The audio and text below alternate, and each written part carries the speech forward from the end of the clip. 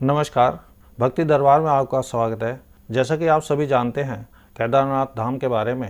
ये केदारनाथ धाम उत्तराखंड में स्थापित है। यहाँ पर पांडवों ने आकर अपने पाप से मुक्ति पाई थी।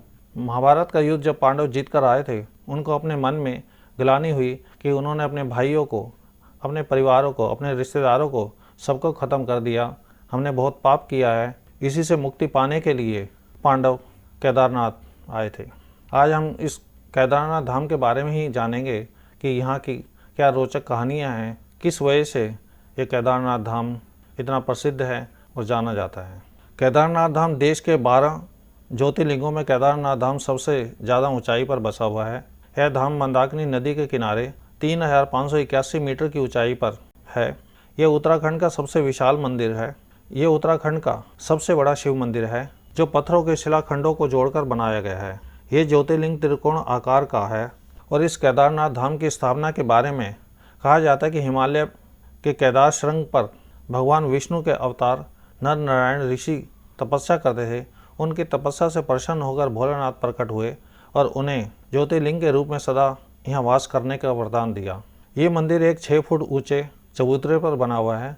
मंदिर में मुख्य स्थान, मंडप और गर्भगृह के चारों ओर परिक्रमा का स्थान बना हुआ है। मंदिर के बाहरी स्थान पर, सामने के स्थान पर नंदी बैल वाहन के रूप में विराजमान है। लेकिन ऐसा कहा जाता है कि इसकी स्थापना आदि गुरु शंकराचार्य ने की थी। आपको बता दें कि केदारनाथ पहुंचने के लिए गौरीकुंड से 15 किलोमीटर की पैदल यात्रा करनी पड़ती है। बाबा केदार का ये धाम कात्योहरी शैली से बना हुआ है। इसके निर्माण में भूरे रंग के बड़े बड़े पत्थरों को मिलाकर बनाया गया है। मंदिर की छत लकड़ी की बनी हुई है जिसके ऊपरी सिरे पर सोने का कलश है। केदारनाथ मंदिर को 3 भागों में बांटा गया है। पहला गर्भगृह, दूसरा दर्शन मंडप जहां लोग खड़े होकर भगवान के दर्शन करते हैं, पूजा करते हैं, और तीसरा सभा मंडप जहां लोग तीर्थ यात्रा के लिए जमा होते हैं। भगवान केदारनाथ के दर्शन के लिए ये मंदिर 6 महीने खुला रहता है और 6 महीने बंद रहता है।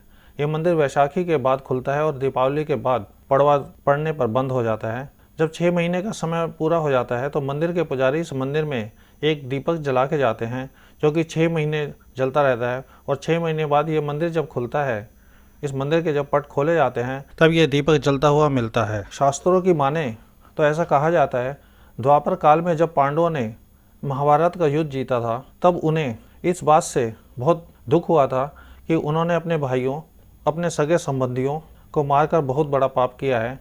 इस पाप से मुक्ति पाने के लिए वो भगवान शिव के दर्शन करना चाहते थे। इन पापों से मुक्त होने के लिए पांडवों ने भगवान शिव के दर्शन के लिए यात्रा आरंभ करने के बाद पांडव काशी पहुँचे। लेकिन जब इस बात का भोलेनाथ को पता चला कि पांडव उनसे क्षमा मांगने आ रहे हैं, भगवान शिव नाराज होकर केदारनाथ चले गए। जब पांडव काशी पहुँचे तो उनको पता लगा कि भगवान शिव यहाँ नहीं है। फिर पांडव पीछा करते करते भोलेनाथ के पीछे पीछे केदारनाथ पहुंच गए। भगवान शिव ने पांडवों से बचने के लिए बैल का रूप धारण कर बैलों के झुंड में शामिल हो गए। जब पांडवों को भगवान शिव नहीं मिले तब उस झुंड को रोकने के लिए भीम ने अपना विराट रूप धारण कर 2 पहाड़ों पर अपना पैर रखकर खड़े हो गए।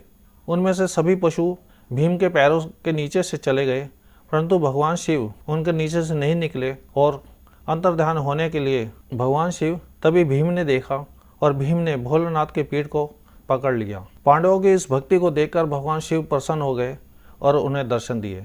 इसके बाद पांडव पाप से मुक्त हो गए। इसके बाद पांडवों ने केदारनाथ का मंदिर का निर्माण करवाया जिसमें आज भी बैल के पीठ की आकृति पिंड के रूप में पूजी जाती है, क्योंकि भगवान जब अंतर्ध्यान होने लगे थे तब भीम ने उनकी पीठ को पकड़ा था जो कि आकृति एक पिंड के रूप में बन गई। आपको केदारनाथ के मंदिर के बारे में ये जानकारी अच्छी लगी हो तो वीडियो को लाइक करें, चैनल को सब्सक्राइब करें।